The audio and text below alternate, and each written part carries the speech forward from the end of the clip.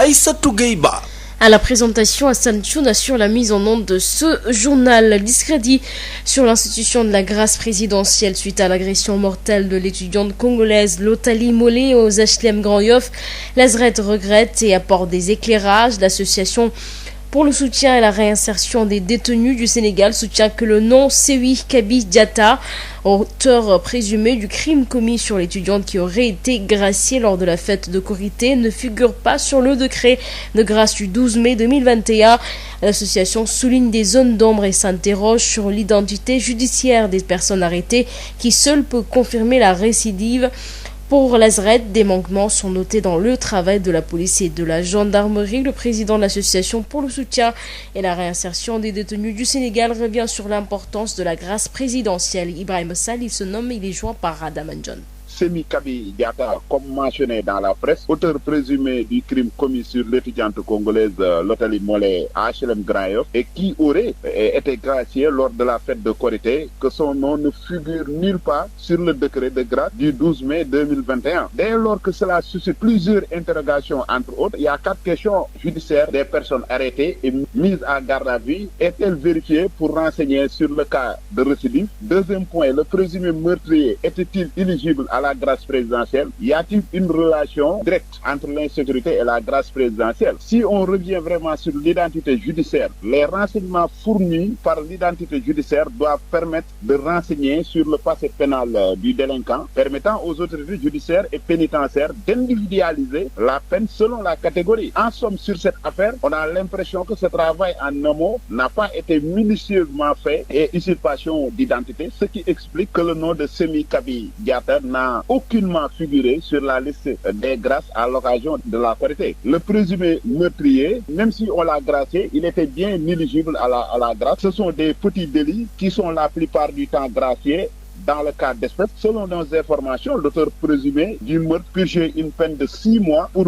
CBV, ITT 10 jours, vol, et qui lui restait 1 mois seulement avant sa libération sur les 6 mois. Donc il avait déjà purgé les 5 mois, il lui restait bel et bien 1 mois. Donc on considère que vraiment Semi Kabi était vraiment éligible à la grâce présidentielle. Sur l'identité judiciaire des personnes arrêtées et mises en garde à vue, est-elle vérifiée pour renseigner sur le cas du détenu? Il n'appartient pas à l'administration pénitentiaire ou au directeur des affaires criminelles et de grâce de vérifier l'identité, mais c'est à la police et à la gendarmerie de faire ce travail-là. Mais quand on arrête un détenu à Tamba, il s'appelle Omar Ndiaye, on l'arrête, non, il s'appelle Doudi Ndiaye. Donc c'est comme ça que ça marche. Sûrement, nous avons des doutes que le présumé meurtrier a sûrement changé son nom. Le pourquoi le nom qu'il a donné à la police ne figure pas sur la liste de la grâce, car nous détenons la liste.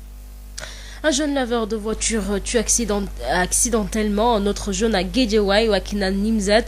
croyant avoir tenu une arme factice. Le jeune laveur a tiré à bout portant sur le jeune soudeur avec qui il conversait. Il est en garde à vue à la police de Wakinan Nimzat. Son oncle paternel, Djibril Mohamedou Diarabi, revient sur les circonstances du drame.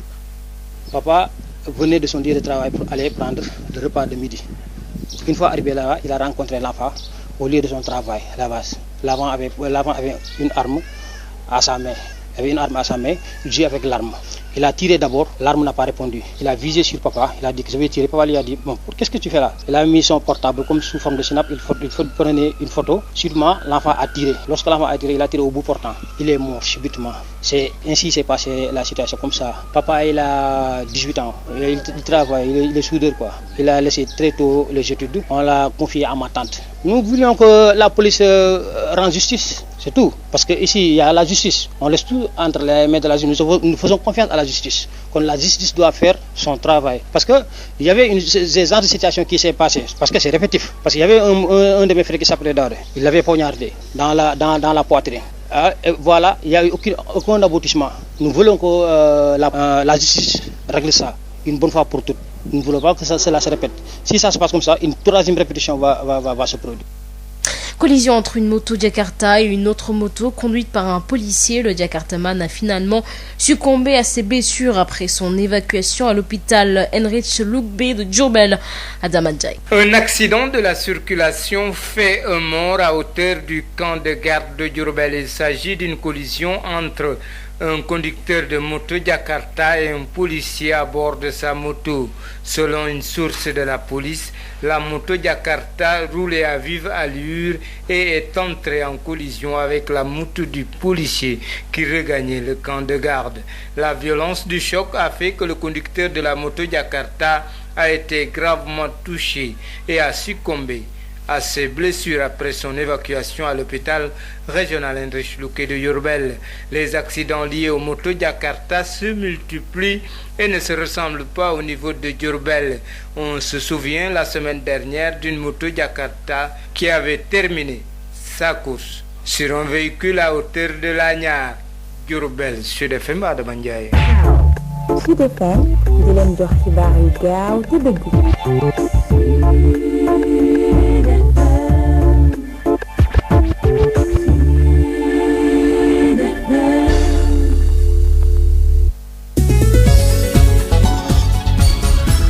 Aïssatou Gueye Ba. ci kaddu gi Assane Thioune moo nekk ci machine bi gannaaw soxna soosee ñu jamoon paaka ba mu daal di ñàkk bakkanam foofee ci HLM Grand Yoff Sewi Kabi Diatta ñu jot ne nag moom daal moo def jëyee ji ni mel ca noone nag la Azret daal di koy weddiwee ne kookee daal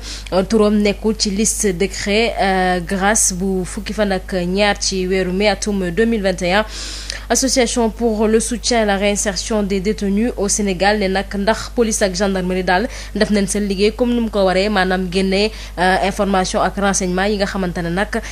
wala sax ndax renseignement yu ñu jël ci ñi ñi teg yoxoo am na vérification yu leer laata ñuy leen di transféré. Ibrahima Sall moo jiite association pour le soutien et la réinsertion des détenus au Sénégal ñu teewlu ko ci micro Adama Ndione. xam nga dañu bind ne moom crime la def moo tax ñu gracier ko ñun loolu la ñu weddi ci suñu bataaxal ba mu set wi ñun lu ñu wax ci presse amul kenn koo xam ne di nga ko démentir parce que dañu nekk en relation directe ak les détenus d'ailleurs bi mbir bi amee entré nañu en contact ak les détenus détenus sax d'abord dañuy jaaxle parce que kenn mënu la wax ne kaso bi la libéré wala bële ba si mujjantal gi la ñu am ay xibaar ci détenu bi li ñu mën a wax mooy détenu bi nga xam ne moom la ñuy wax Semi Kabi Diatta comme ni ko presse bi bindee ñu njortu ne moom moo rey ndaw si ñàkk na bakkanam ci Grand Yoff yàlla na ko yàlla yërëm xare ko àjjan waaye xale bi dañ ko gracier korité dañ ko gracier te dañ ko gracier woon bu njëkk parce que dafa rayoon nit ñun loolu la ñu weddi wax ne décret grâce su 12 mai 2021 bi moom turam bi mu joxe muy Semi Kabi Diatta xool nañu ko par yor nañu ko gisuñu si benn yoon turam loolu nag dafay yóbbee nit ñi am ay laaj yu bëree bëri yoo xam ne dañ koy laaj jëmale ko ci mbir bi laaj yooyu bu njëkk bi mooy police si boppam ak gendarmerie ndax def nañu seen liggéey ci bu ñu jàppee détenu bi parce que mooy l'identité judiciaire des personnes arrêtées nit ki boo ko jàppee da ngay vérifier identité nga xool ndax dëgg-dëgg Semi Kabi Diatta la tudd nga xool ko ci fichier yi vérifier que xool turu yaayam xool turu papam liggéey boobu noonu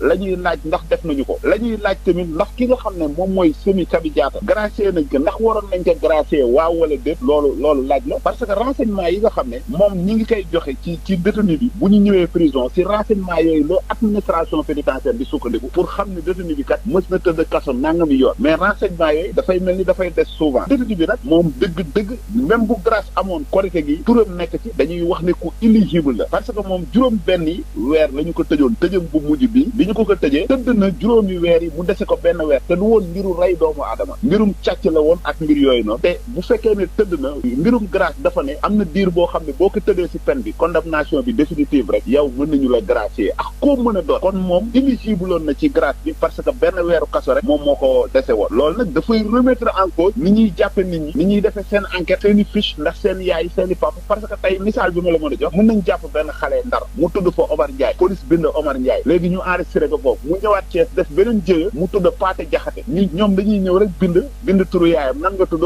Omar Ndiaye ñu bind sa turu sa yaay nu mu tudd ñun dañu njort ne vérification yi ci waroon defuñu xëy na kii bañ ko jàppee Semi Kabi Diatta bi mu joxe ni moom du tur ba ñu ko gracier moo tax ñu wax ne tur bi ñu sukkandiku fu wóor ne feeñul si liste grâce ñu daal di dem fële ca Wakhinam Nimzatt benn raxaskatu woto nag moo daal di fàtte tayu ko benn ndaw bu dëkkee foofee ca Géejawaay jamono bi ñuy wax ak yéen nag kookee ñu daal di teg yoxo mu ngay foofee ca police Wakhinam Nimzatt kenn wala sax Jibril Mamadou Diakha bi kenn la ci ay nijaayam wala sax benn nijaayam la muy dellu si waat ci jëye boobee ñu teewlu ko. ne ma papa dafa wàccoon bërëb bu muy liggéey dafa jóge woon dem jëli añ léegi si yoon ba mu ñëw di jëli añ mu daj ak booy bi si laveur bi quoi mooy lavage suñuy laver oto yi mu ñëw di wax ak moom xëy na peut-être dañoo xamante ni dafay faral di jaar ba mu demee ba foofu noonu di wax ak booy bi yoroon benn arme bi xam ne mu ngi nekkoon ci biir oto bi daal di comme foowukaay la ko jëlee woon daal di génnee arme bi di ko foowee ñu ne ñuy werante si li arme la ak am du arme mu daal di jëkkati arme bi daal di koy tiimale ci kaw daal di dóor benn raquette affaire bi signal joxewul dara mu daal di koy tiimale papa si biir papa di ko photo di jël photo appareil photo naan ko waa kii wala arme la ñuy wax noonu mu ne ko dama lay tirer de mu ne ko tiiral si la ko dóoree bal bi à bout portant sur la tête mu wàcc liggéey sur le champ situation bi daal nii la demee ñu daal di ñuy woo nii lañ si toll 18 ans la am daanaka ba mu bàyyee jàng dañ kaa jël yóbbu ko sama tante sama magu yaay pour moom mu nekk foofu noonu jàng liggéey en place bu mu doon liggéey foofu noonu moom soudeur la doon liggéey soudeur la daanaka war na fa def un an wala 2 ans environ daal non actuellement ku def ñaawteef bi xamuñu turam parce que xam nee nañ daal moom xam naa foofu noonu ci foofu lay liggéey bërëb boobu noonu ñuy laver oto yi foofu lay liggéey xaw ma peut-être mën na nekk doomu kii yor place boobu noonu parce que dañoo ne booy bi bu jàngul parfois day ñëw di jàppale waa foofu noonu si liggéey bi daal police teg nañ booy bi loxo ak jot nañoo jël ñi fa nekkoon ñun ñëpp daal di leen yóbbu police fu mu toll nii dañoo bëgg rek yoon def liggéeyam parce que tey fii dëkk bi dafa am yoon parce que mbir bu amee du yow yaa koy fajal sa bopp yow li nga mën a def moom mooy jël lépp teg ko ci loxo yoon nga seetaan ak yoon tamit mu teg lépp ci yoon daal parce que li mel ni amoon na fi sama benn rakk bi nga xamante bi ñu doon naan Daawda mosoon nañ kaa jam paaka côté droite mu nekk partie bu vide mu fële ci ginnaaw mais à la finalité tey amul benn kii bu nga amul benn aboutissement wër nañ waa ji gisuñu ko tey noonu la niilee te kon njëkkoon na dal suñu kaw mu niil deuxième fois ñëwaat répété wu bëgg nañ bu lii dalaatee ñu seetaan ko noonu mu niil bu yàggee kon dina troisième dina ñetteel kon dañoo bëgg yoon def ci liggéeyam lépp lu ñu ci war a def ñu def ko ci parce que man mënumaa concevoir que nit da ngay yóbbu sa oto ñu koy laver nga yor arme ci biir oto ba pare charger arme bi ba pare armer ko kon loolu c'est dangereux. ñu daal dem foofee ca Diourbel nag ñaari moto Jakarta ñoo daal di mbëkkante kenn ki di ab moto Jakarta policier keneen ki di moto Jakarta particulier Jakarta man bi nag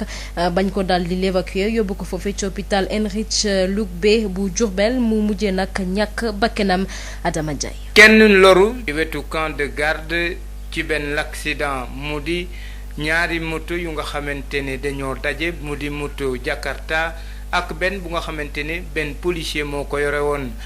ci xibaar yi ñu jëlee ci wetu police nee nañu moto Jakarta bi daal